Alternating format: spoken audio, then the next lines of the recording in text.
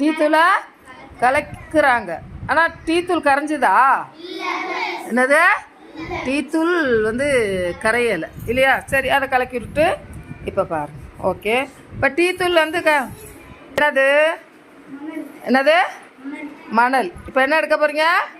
மணல். இப்போ மணலை போட்டு எல்லாரும் நீங்களாம் எழுதிக்கணும், எது கரைஞ்சிருக்கு எது கரையாமல் இருக்குது அப்படிங்கிறத நீங்கள் நோட்டில் என்ன பண்ணணும்? இப்போ எழுத சொன்ன இல்லையா, ஒருத்தரும் எழுதி வச்சுருங்க. யாருக்கிட்டையும் காட்டக்கூடாது. நீங்கள் பார்க்குறத எழுதணும். கலக்கி விடுங்க.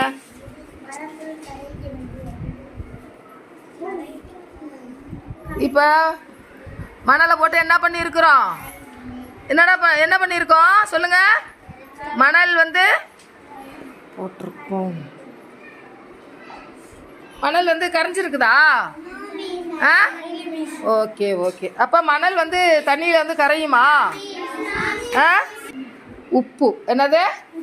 உப்பு. உப்பு எடுத்து நீரில் போட்டு கலக்குங்க.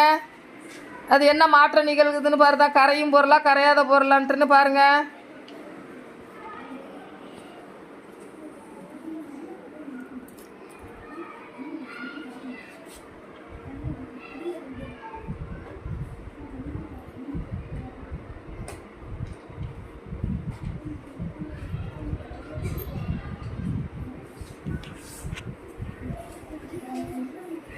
என்ன ஆகுது?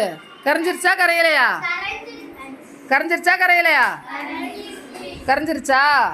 ஓகே. அப்போ உப்பு என்னது? நீரில் கரையும். அடுத்தது என்னது? எது? தேங்காய் எண்ணெய். வா,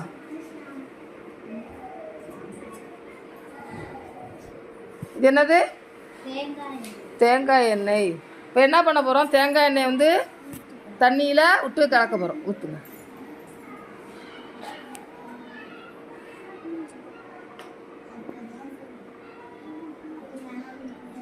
கலக்குங்க.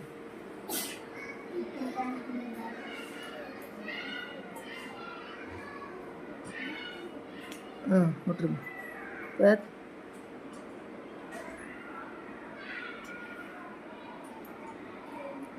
தேங்காய் எண்ணெய் அப்படியே தண்ணி மேலே என்ன ஆகுது?